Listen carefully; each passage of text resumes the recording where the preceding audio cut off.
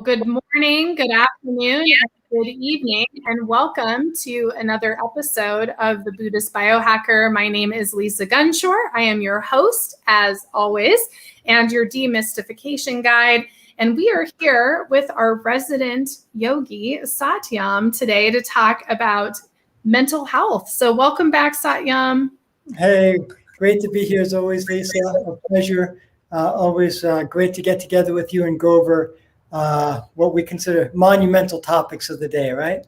Yes, absolutely. Well, and mental health has been a huge topic on Buddhist Biohacker this last month or two, and people really want the information. So I'm really excited about what you're going to share. And welcome in. Hi, Anne. Welcome to everybody in the chat. I'd love to hear how you're doing. It's the kicking off a brand new week for those of you in the United States. We had a holiday yesterday for the most part for 4th of July. And now we're all back at work. So just don't forget to say hi to us and let us know where you're from. So what is the yogic perspective on mental health? Simon? Yeah, very interesting. So and let me just say ahead of time, while I have taken counseling classes and Western psychologists, in Western psychology, I am not a Western psychologist. So I will stick to the yogic perspective, and I will contrast it with certain Western psychological techniques I've seen employed, but I don't pretend to be or purport to be an expert in Western psychology, and folks are welcome to write in with the Western psychological perspective anytime. It'd be great to contrast. It's an East versus West type of platform or discussion or overview, and so everyone's welcome to share. So the yogic ideal is that, well, what are we working with? When we talk about mental health, what are we working with? And we're working with human beings. And the word for human being in Sanskrit is manush, that we are man in Sanskrit means mind, that we are mental beings. Our happiness, our sorrows are mostly experienced in the psychic domain. And the overall arching aim of human life is to find happiness, not fleeting happiness, but lasting, permanent happiness, which touches into the realm of spirituality. So when we have an issue like mental health, that digs and jabs at the very essence of who we are as human beings. I mean, if we have mental health issues, it's like the engine going out on a car. No matter how nice the seats are, how good the radio system, no matter how good the tires, if the engine's out, the car is no longer functional or viable. And same thing with us as human beings. We could be very good looking, we can be very, very strong, we could be very fast. But if we have a suffering in the mental realm, then that's our whole viability as human beings is jeopardized, or at least diminished. And no one likes to see anyone suffer. That's no fun. Who wants to suffer from melancholy or depression? No one wants to undergo those things. And so as this is a major issue, it's a major issue in our Western society. It's a major issue from the yogic perspective of how is it that we can achieve that state of samtabhava that they talk about in Sanskrit, that of perfect mental equipoise, where we are functioning, highly functioning human beings that are aware of peace with ourselves and able to interact with others to the best of our capacity. And rather than look at the cause, which we may get into, such as materialistic things and advanced technology, what I really want to focus on at the beginning is this major distinction that seems to be how Western psychology and the yogic ideal looks at mental health. And to look at that, the main thing that the yogis put forth is that not only are we mental beings, but the existence of mind, and mind being different from brain. And you've got brain and mind as two different phenomena. And so with any mental illness from the yogic perspective, you've got to decide. The first thing you have to decide before coming up with any treatment plan, is this a brain problem or is this a mind problem? And we want to get into this to make it as simple as we can, because the cases can become very complex. But if we understand this theory that not everything's a brain disease, things can be a psychic disease, there can be mental illness, that mental illness and brain dysfunction are not one and the same necessarily. So let's just talk about that. What is that? So brain disease or brain issue is where there's some type of congenital or organic or physical problem with the brain. From my own firsthand experience, I can tell you that I had a father who got involved in an accident and he suffered from frontal lobe damage of the brain, and he had a brain injury, which led to where you needed some type of external phenomena to balance out the chemical in the brain. So brain is when you've got some type of structural, either from birth or from some type of accident or something, or the deterioration of the cellular structure of the brain itself, where there's a palpable, physical, tangible issue with the brain that can be looked upon with a microscope or whatever advanced medical technologies it can. And then go after it. Your Parkinson's, your Alzheimer's, these are brain diseases, essentially. They can touch in on mental, but there's something going on. There's dysfunction in the brain. And then as a humanity, we're learning to address those things, especially Parkinson's. They've made a lot of advancement with Parkinson's in the last few years. It's very exciting to see. But then you've got this whole other dynamic. That's psychic disease or mental disease. And those stem from a different problem, and they stem from defective thinking, wrongful thinking. And so that type of situation should be cleared up at the root rather than be given medicine as you might give to clear up the imbalance, which was often done with so if you have someone who has depression, it needs to look at what is the cause. Is it something psychic? Does someone feel like nobody loves me? Nobody, or I feel alienated? Or these types of defective thinking patterns, when they become really rooted, it becomes one's own modus operandi, that can have a really disastrous effect on the mind. And that can change the actual chemistry compound in the brain. It can actually cause a brain disease because of ongoing psychic wrongful thinking. Mm-hmm. And in fact, when that happens,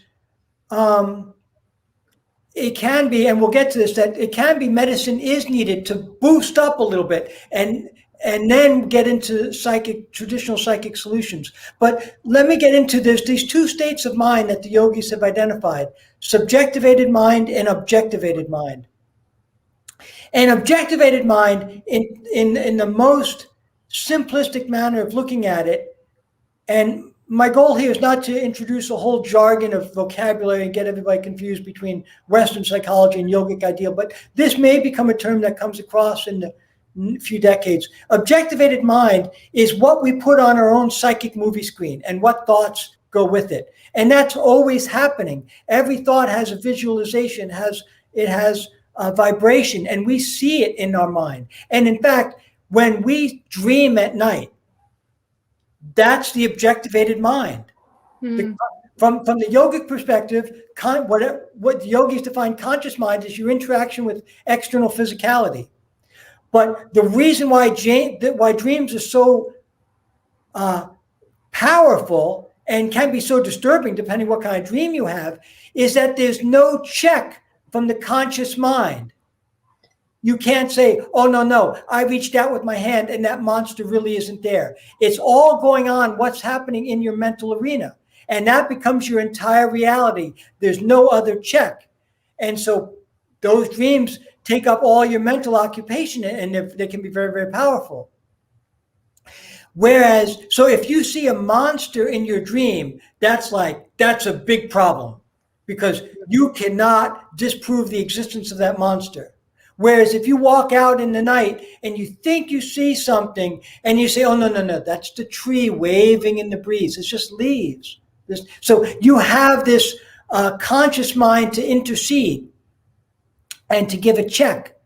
But the objective, but in dreams, you don't have that. But as people suffer from psychic diseases, that objectivated mind, what you put up from your own inner self onto the movie screen of the mind, can become more and more powerful and more dominant. Supposing someone says, nobody loves me. People do love that person, but they can get so convinced that nobody loves me that it can start to lead to a clinical case of depression or of alienation or of melancholia. And so from the yogic perspective, that's because it stems not from a brain disorder, but from a defective way of thinking. The way to cure that, if it's not too severe, is to change one's mode of thinking. To encourage that person, no, you are loved, and let's experience that. And let's start telling ourselves that we are not a bad person, because they're all different types of complexes. There's fear complexes, melancholia, there's defeatist complexes, inferiority complex. And people can, through life experiences or through just their own generation, can become involved in those complexes. Those things can become the dominant force in their mind. For whatever reason, and to initially put such a person on medication would be a shame. And to put them, see if we can't diagnose this from the psychic perspective. You can call it psychic surgery, whatever you want to call it, but to change one's whole mode of looking at themselves. Mm. And that may be enough to cut that mental illness. If it's really, really, really engaging, where it's affected the brain to a degree, it may need a little boost up from different medicines that are used in Western psychological arena.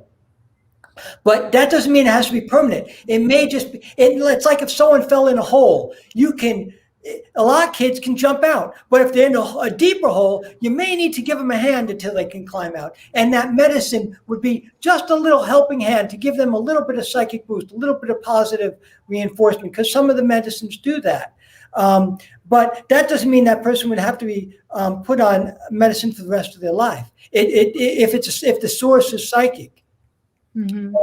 So that defective that defective mental outlook. So what the yogis want to put forth in this is that always remember, this is the nutshell of the thing, that you've got two different stems. Is this an organic issue? Is this a structural issue with the brain? Or is this something where someone's run into maybe they're being their own worst enemy? They're doing fine, but they don't think that they're fine.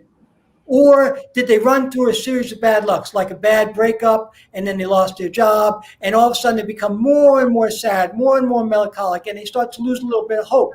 And that can really have an effect on one's mental arena, one's overall, the way they see themselves, whether they think it happens to, that's why athletes use, not all their training is physical. They miss a couple free throws at the end of a key basketball game, and they get a mental block, and they start underperforming of what their athletic aptitude is, because they're feeding themselves bad, whatever you call it, bad energy, bad thoughts. I can't do it. I can't hit the shot anymore. They can, but they can't because they don't believe they can. So they're not giving that person medicine. They're not giving them mental medicine. They're encouraging them in the psychic domain, through visualization, through encouragement. And that person does not need to be put on psychological antidepressants because they missed the 2 foul shots. They just need a little bit of psychic counseling. And so that's why it's really, really key, because we're seeing a growth in, I don't even like to use the word growth, an outbreak and more prevalence and an increase in mental illness and reported cases. And that could be, well, maybe there were these cases in the past and now they're just being documented and identified. That's probably some of it. But it also may be due to the increasing pressures of materialism, which is something that, which is also plays into it, that there's a lot of pressures on the mind. And one key thing is that in the olden days, if there was an accident, people could solve it. If you had a horse and buggy, you push up you can get a couple friends together and you push the buggy back up and you're buck and running. But if you have a friend and they're in an airplane accident, what the heck are you going to do? Yeah. The planes go. The ability to intervene is so beyond our capacity because of the increase of science, because of the increase of technology, that people can think I'm powerless. Yeah. If you saw your child start to ride their bike and then fall over, you go over and pick them up. Maybe they have cut on the elbow. Or if you send off your 22-year-old to go on a terms abroad and you watch the airplane take off and then an engine gets caught by it and goes down into the ground and the whole thing just goes into what can one do? And that's enough to be it can be very overwhelming psychically. They were healthy before that, and afterwards they may never recover from that. But the source of that is psychic, not physical.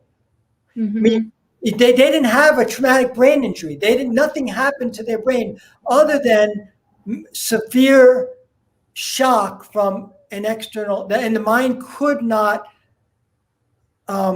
digest that. It could not make it through. So what I mean to say is that in today's world, in today's materialistic outlook, in today's hypersonic world where technology is and this pace of life is beyond us, that also is very, very overwhelming. And that also can lead to more cases of melancholia. People feel helpless to intervene in things that in the past people would easily intervene with and successfully. Mm-hmm. And so that can put a lot of pressure on the mind. And so, how do we address that? But it comes down to that whole essence is whether it be a child in school, you don't want to start to get to that medication point as the initial thing before we really consider, is this a physical brain issue or is this a psychic issue? Is this a mind issue of the way one is thinking, the way one is perceiving themselves? Mm-hmm. And that's a big realm. And that repeated defective way of thinking ultimately will affect the brain in such a way that all the secretions of those important glands in the brains and the way that the brain functions will lead to a physical disease as well. Mm-hmm.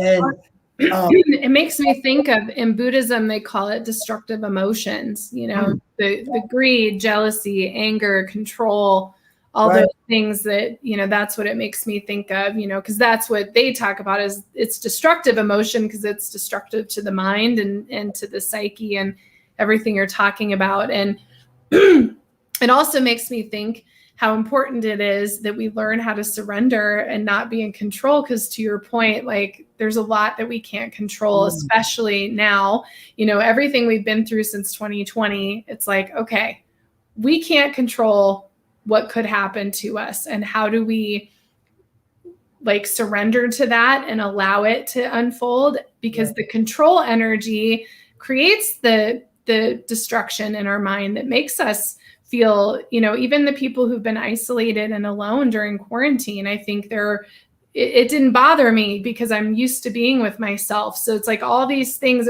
our psyche is being challenged significantly right now. Absolutely. And the imposition of materialism leads to that more and more, where people become more psychically frail. But your point is well taken that you raised this matter of surrender, and we were going to get into this in terms of solutions, but that is a big thing of opening up the gateway of spirituality, that there's forces greater than our own unit self, and our minds can expand in, and you get a sense of buoyancy. And why this gets so tripped up by materialism is because when the materialism model is imposed in society, people think they're going to get happiness by all those physical achievements or worldly successes. But those things can be taken away at any second. And those things can't lead to permanent happiness. They lead to, you get a little bit of thrill here and there, but that's it. It's not true happiness. Mm-hmm. But when people are so busy in that way, spirituality gets lost, and it gets forgotten. But we are trifarious beings. We're physical, we're psychic, and we're spiritual. And all three need. And psychic is stronger than physical, and the spiritual is stronger than psychic, or the mental realm. So that spiritual realm ultimately is what provides us that buoyancy through the turbulations of life. But it's much easier said than done. But that's a big thing. Whether in any of the spiritual traditions, it's like this world is the world of give and take, of gain and loss. Nothing we have stands with us. And so if we're really rooted in spirituality, then that becomes our dominating factor, and that gives a great buoyancy to the mind. It's like being on a little tugboat in the open water. It's like, whoa. But if you can lasso onto a big ship that can totally make it through those turbulent waters without even hardly moving, without undergoing any imbalance, then you're far better off. And that's what spirituality is taking your little mind and lassoing it to that big cosmic mind. And then you're like, okay, we're good here. This is working. Well, it almost makes me think instead of mental health, it should be psychic health. Because don't you think what I've noticed about 2020 is in the quarantines and the isolation, it really brought up everybody's stuff, right? About being alone and being with themselves. And I feel like there was this huge distraction into other narratives and other stories. Like, it's like everybody collectively went and distracted themselves in a new way. Yeah. And so it's a denial of our psychic health. Yeah, no, you're right. A lot of times in the yogic conversation, they'll intersperse mental and psychic, but it's the deep-seated of who are we? What the conception of self in this cosmos, and that can be really shattered. I mean, a clear-cut case is if a stockbroker loses, like when the financial troubles come, perfectly smart, intelligent human beings, they lose themselves because they lost so much money. They jump out the window. I mean, it's not an imaginary example. People have done that because of tremendous loss in the material world. And so that's purely, they lose their sight that, wait, I'm something beyond my bank account. And not only that, I can refill that bank account. That bank account can go down, it can go up. Why should I destroy my existence over that physical loss, which that happens in the mental realm, not just jumping out the window, but people, and that is one of the causes of suicide is financial ruination, where people can't handle it. And it's loss of something physical. But when we think physical is everything, then we think we're nothing left without that money.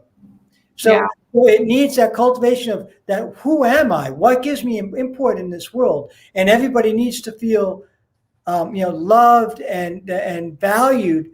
But we have a society that says that your value is monetary. A lot, your life insurance policies, the court cases over accidental death is, well, how much was the guy making? Oh, well, or how much could he have made in the next 50 years? Or how much? So not to stray too far off the topic, but nonetheless, that those are very central issues in terms of mental health, and those things are psychic issues. Those are not brain. That is not brain trauma. That is the greater overarching of materialism, and that psyche clouding one's real true scope or insight as to who they are. And so it's it quickly the waters quickly become muddied. So when someone comes in for depression, it takes a really sharp mind to decide. The first thing they have to decide, is this a brain issue or a mind issue? Yeah. And you hate to see anyone jump. If it's a brain issue, you don't want them to start diagnosing it as a mind issue and start using a variety of of techniques. Those techniques of counseling, of meditation, those should always be done. But if they've got a severe physical problem, that needs to be addressed. Yeah.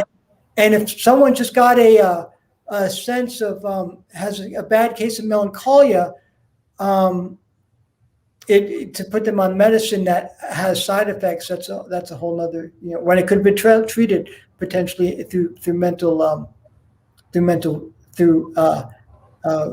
avenues. Yeah. Yeah.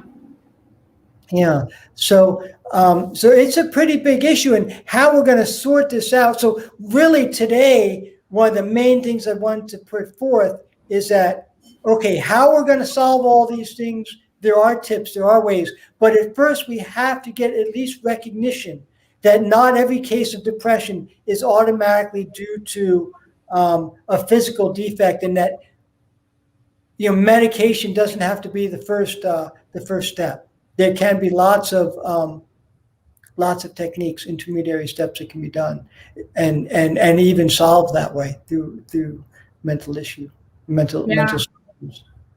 We have a comment from Gina here. She says, I feel like the practice of yoga helps to support one, to have healthier perspective of self-confidence, faith, centered joy, and personal acceptance at all points along their journey. So true. Yeah, no, that's wonderful, because whenever yoga is mind-based, whether you're doing a physical practice, meditation, or spiritual chanting, whatever, ultimately we're tapping into our mind. And so you develop an appreciation for who you are and what your greater purpose is in this world. And that alleviates that that materialistic trap or ensnarement, that you say, hey, wait, that isn't my whole personality. Yes, I need a house over my head. Yes, I need certain things, but that is not the totality of who I am. That is not my value system. Those are just tools. And I'm because of my sense of self, that I'm a living being. And yoga practices do that. And certainly meditation, where the basic mantra is, I am one with this cosmos, then there's no question of, you're not one with your Mercedes, you're not one with your job, your increase in pay, you're one with that undercurrent of consciousness that ultimately unites us all, and that is purely psychospiritual, and that will cure a lot of mental illness, and that gives such a strong base in life that when there is material loss, you're not that affected by it. You'll think, okay, let's solve the problem, but I'm not overwhelmed, and we're not going to give up the darn ship because of it. You just say, okay, let's fix it. Yeah. Well, everything physical is replaceable, but we can't replace our own existence. So yeah.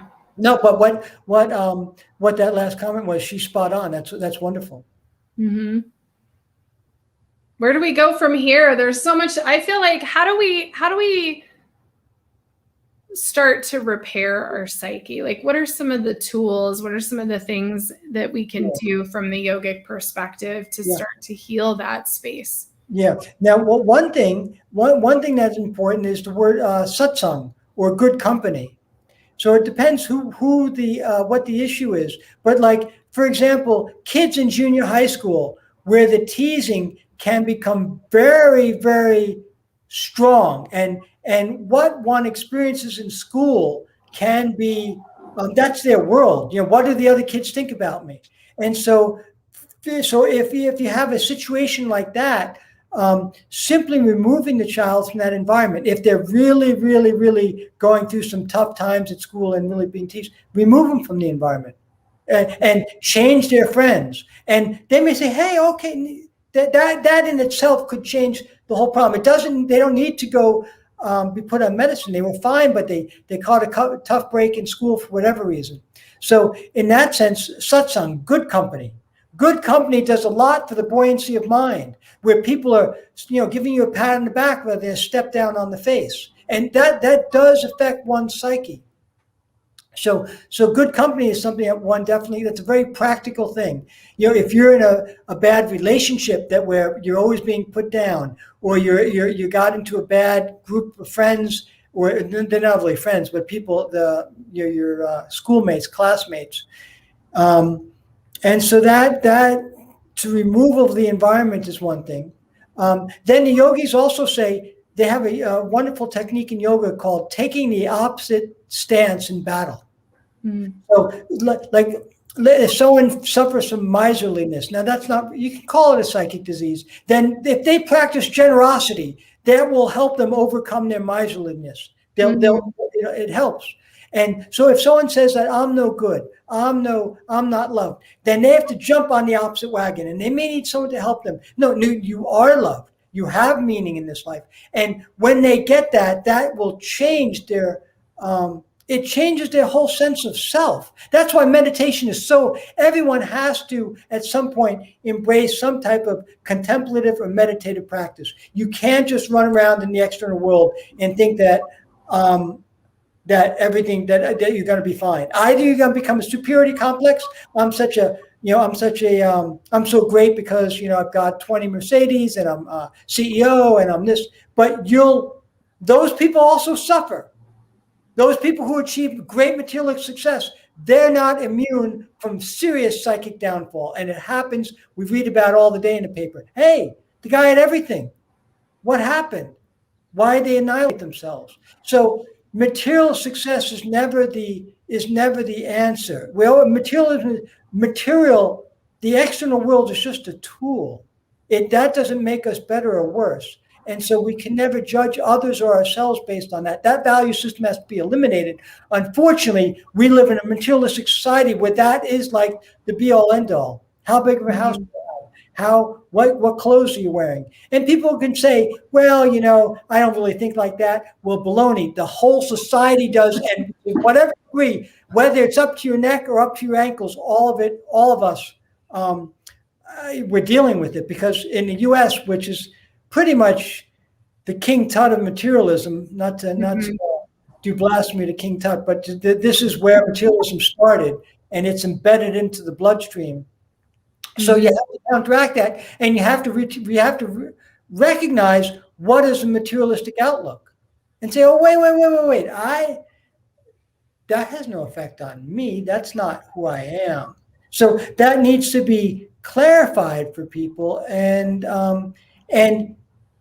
even if we know about it, it takes mental force not to succumb to it. Otherwise, it's like the undertow. You get pulled out to sea with it just because we're so surrounded by it.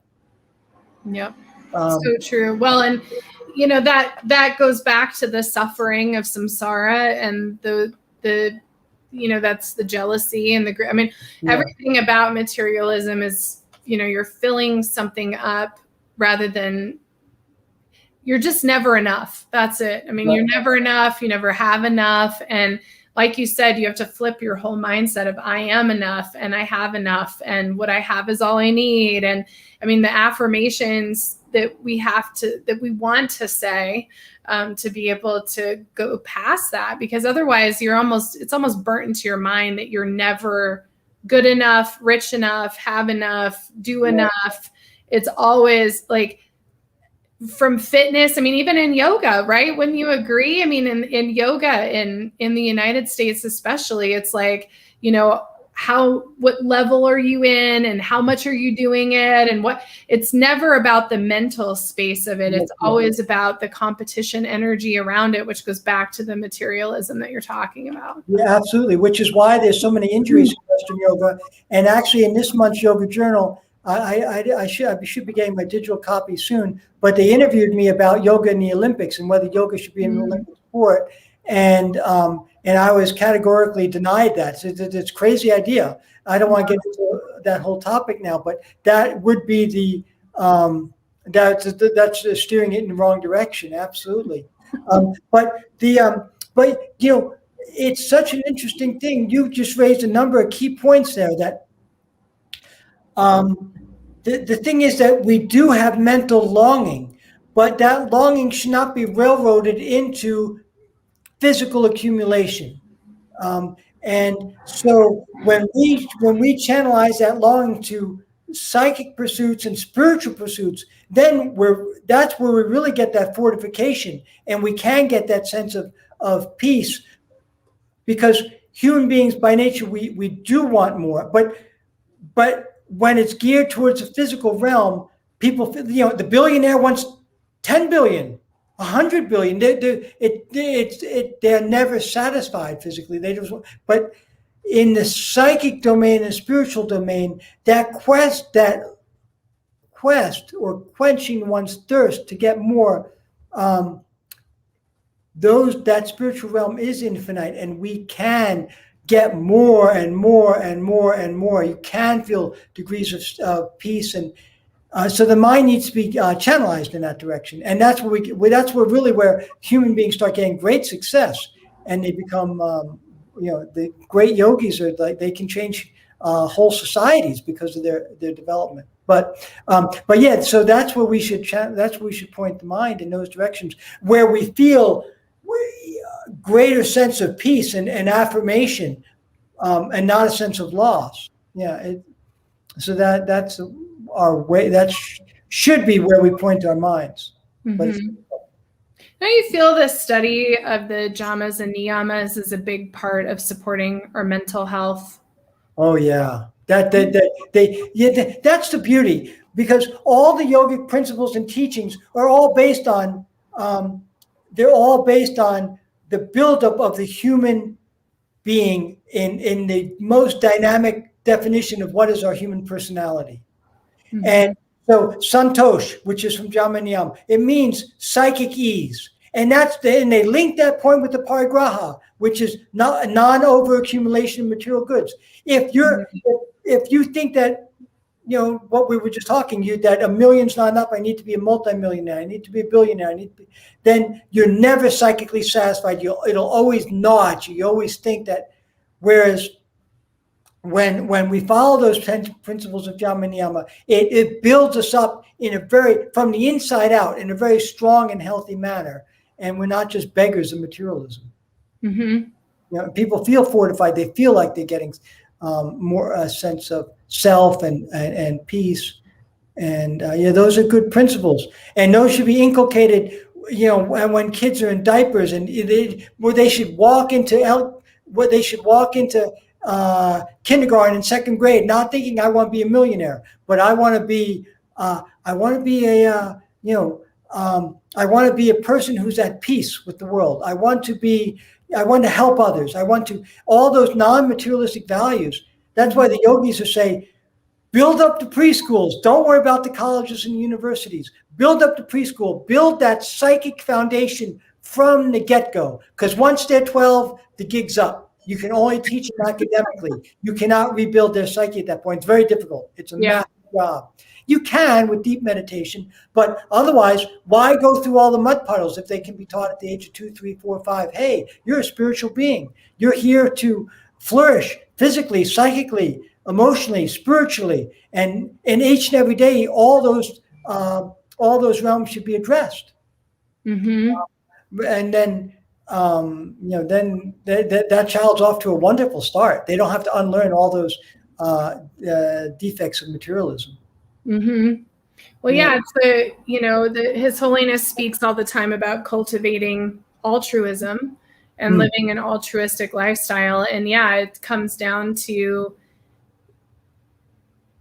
being compassionate for others, but it's also being compassionate for ourselves. And I think like what you're talking about with little kids is, can we teach them how to take care of themselves? Can we teach them the importance of, it's simple stuff too. I've noticed even with my own kids, like brushing your teeth. Like as a kid, you're like, ugh, I don't want to brush my teeth, And so I think, I've been with the little girls, especially, like I've been talking about like why it's important to take care of our teeth and what that actually means for the whole system. And it's those little things. When you learn to take care of yourself, you learn then the importance of taking care of yourself and others, which can get rid of some of this disturbance in the mind, I think, because you're not always feeling like you have to, because there's a fine line between only taking care of yourself and being very egoic, but also, wanting to be a caretaker and taking care of everyone else and giving everything away, which is what leads to some of these mental disturbances, I think, is you don't think you're worth it and you don't want to take care of yourself, and you don't even think that you're as important as, people you meet on, out there. So there's like this balance of all of it, I think. Yeah. No, absolutely. And we have a great question. Sorry to interrupt, but this was popped up from Anne. How would the yogis suggest one support a loved one with a brain disorder that manifests itself in disturbed mental thinking? That's a really good question. It is. It's a very good question. So good. It's a very good question. And when one is to make sure that they're getting the proper medical treatment in the Western medical sense. It's to make sure that they're seeing the right neuropsychologists or counseling, that whatever the traditional, what we've got with the allopathic and even non-allopathic medical industry, what that has to offer, that we're in the right spot. We've got the right form and the right person to do the job, to handle it from the brain perspective. And then the other thing is to do everything in their life to clear up the psychic realm, that meditation should be done, chanting should be done, diet should be looked at, what they do with their free time, what ideas are being imposed on the mind, what hobbies do they have. They should be goaded towards more and more sentient pursuits, away from materialism, away from sensuality, building up that mental arena where you really can get a good sense of self. And that will help. The two have to go hand in hand. It needs to get the right brain treatment from the right specialists, whether they be neurologists or whatever the clinical treatment is for that person, the clinical diagnosis is.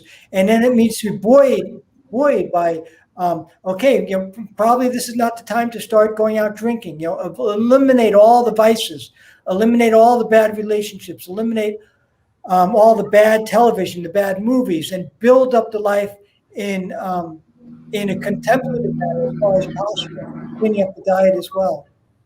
So it takes a lot of force and constant encouragement, perpetual encouragement to that loved one that we can do this, that we can march through this. You're not alone in the journey.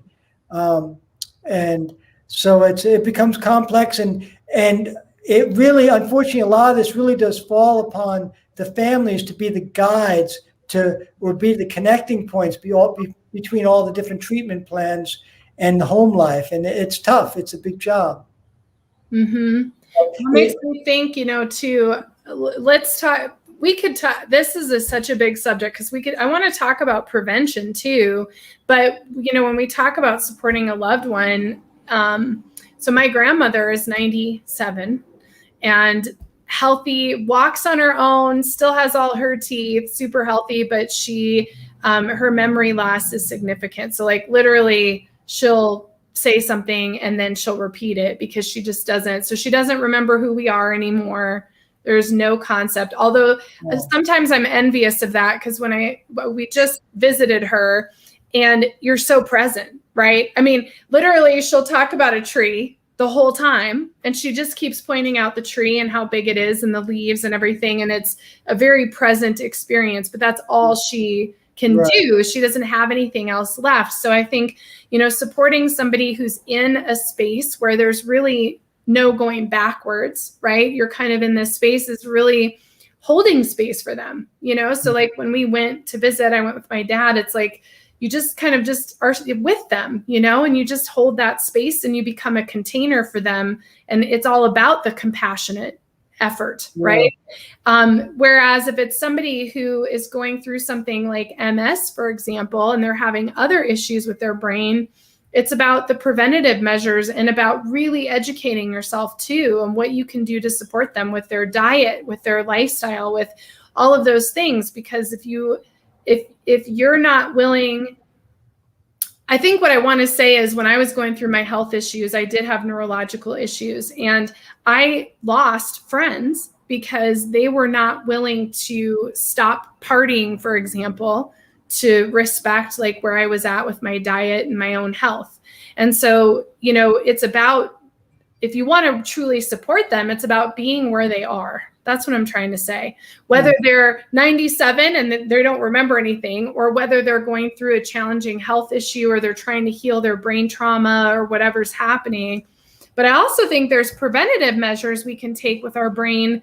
And I think yoga is a big part of that. I healed a lot of my nervous system through yoga practices. I Google searched yoga practices to support the nervous system. And I did a lot of balancing poses and things that used right side, left side of the brain to really rework the wiring in my brain. And so I'm just curious what your thoughts are, Satyam, about all of that I just said, because that was a lot of stuff. But no, that was great. I mean, that was highly appreciated. One is that you're absolutely right that in order to help someone, you have to meet them where they're at. There's no question about that. And we also have to recognize our limitations of what really can you do for your grandma, you know, that, but there's a lot of, she may not remember, but she feels love. Like if you start to, she feels when she knows when she's not being treated right, or when she's abused, that this is a bad situation. So that's one thing. I was with my dad when he was basically unconscious, and I had nestled my head into his shoulder, and I could feel that there was a psychic connection. And my aunt from the other side of him, oh, look at that. He had tilted his head all the way over to me to gently tap the head. Some people would have said he's not there anymore, but they are there. They can feel love. So never give up hope. That say, well, don't think of them as physical beings, that they feel that tenderness of life, just like when they're a baby. And well, I say, you know, some parents, I shouldn't say some parents, but some people, the kid can't do anything. It just drools on himself. Forget about that. That's when that baby is fully understanding love and touch and embrace and safety and stewardship, and all those fine things happen that molds the mind. All that tenderness beyond. So the human mind is still tender when they may not have that memory. They can still feel love, and they'll feel supported. And so we're not powerless in that regard to help them. That subtle aspect of mind.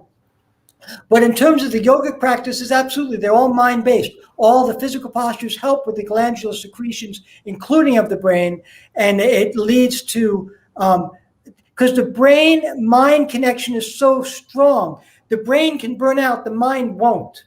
The more we tap into that psychic and psychospiritual domain, the brain becomes much stronger. And so, and through meditation, that it becomes that the brain becomes, it will not atrophy. It will stay mentally sharp, and it will, because it's linked with mind. It's not just spinning its own wheels. It's linked with the whole mental realm. And so that I think we'll find as communities go through more and more meditation, do that the incidence of Alzheimer's and all those degenerative brain diseases that happen in old age will be less, because of that sense of that spiritual element in one's life. Yeah. So that is, now who's going to study that and who's going to document that?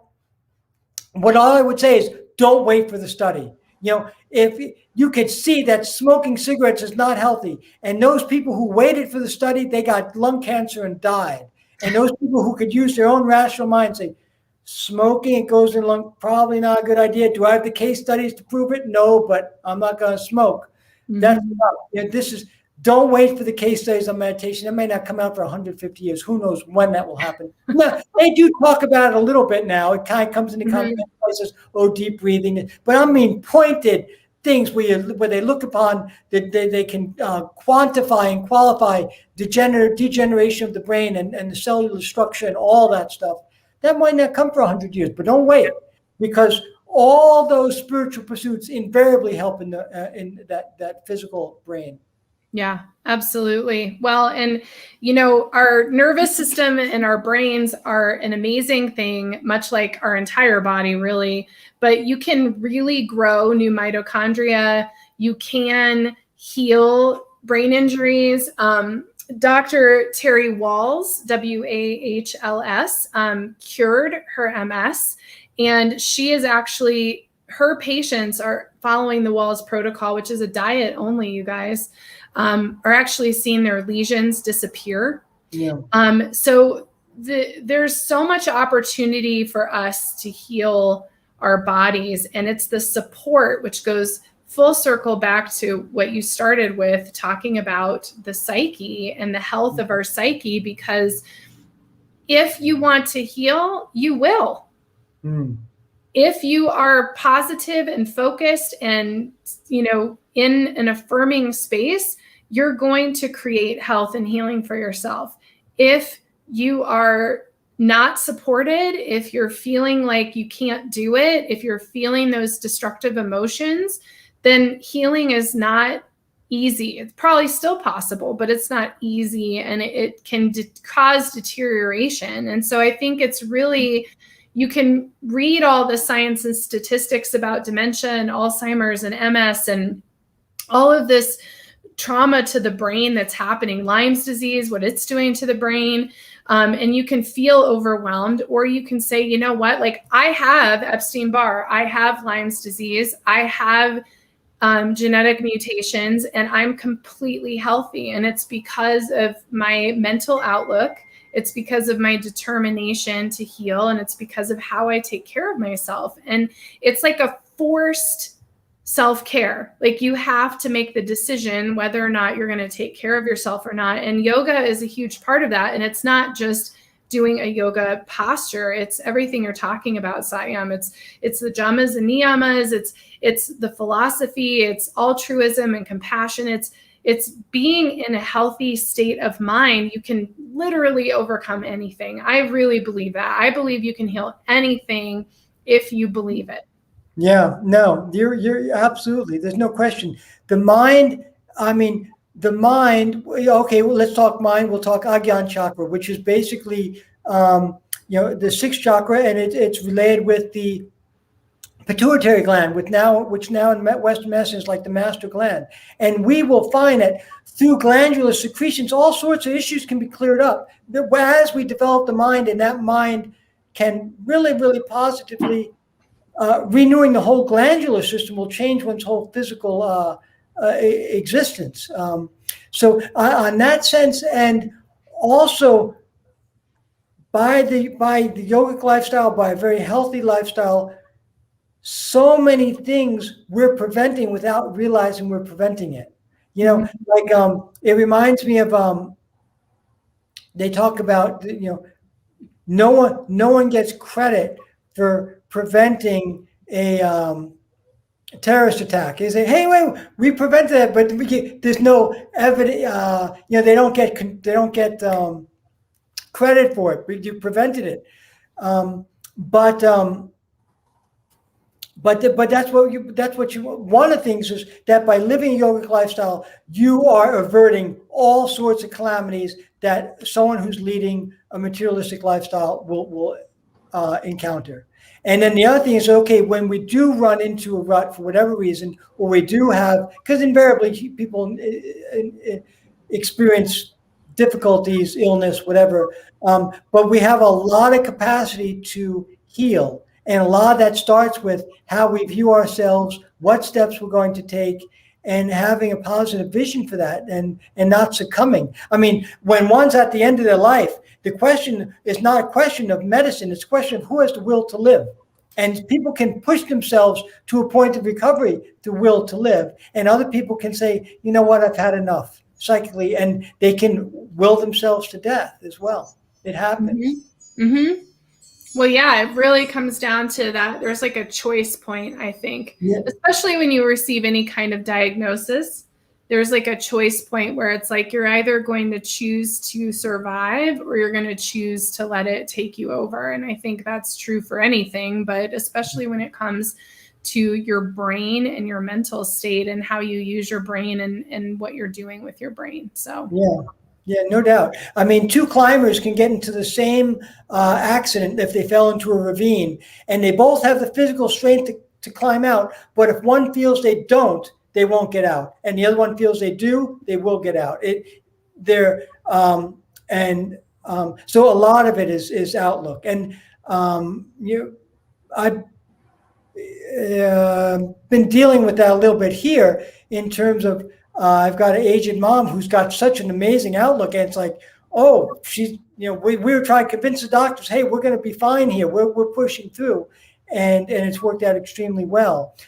So that mental outlook has a big effect, and so yeah, we're mental beings. That's the starting point. mm-hmm. Oh, such a great topic. An hour flies by in here because there's so much to talk about. Yeah. And, for everybody out there, we can continue this conversation in the Ajata Casa app. Please jump in. We can just put the comments right there underneath the show link that I posted up there, because I know you guys still probably have questions and comments, and we can keep this conversation going. And Satyam, as always, I just love talking to you. I mean, it's really, this is such an important topic, and there's probably a lot more to say about it. Yeah, no, I appreciate you always offering your platform for ideas and the exchange of information and communication. So that's why I like coming back again and again. You're always up for it and ready to dive in. Yes, I love it. And I'm really excited because Satyam's back next month. And we're going to be talking about what to do once you're a yoga teacher, which I think is really important because a lot of us in the community are yoga teachers. And I will be back, you guys, in 1 hour with April Megginson. And we're going to be talking about why so serious. We're going to talk about why are we trying to be super spiritual and be so serious. So I'm really excited about that too. So thank you so much, Satyam. You guys can find Satyam at renaissanceyoga.com. All of his information's in the show links and in the app under Satyam. Anything else you want to share before we close? No, just great. Keep on going, everyone. Cultivate good habits. Keep that ball rolling forward, and great things will happen. That's just the way it is. We just got to keep marching forward and doing our best. Love it. Thank you so much, Satyam. I love you so much. Thank you, everybody out there, and I'll see you guys in an hour. Great. Thank you. Bye. Bye.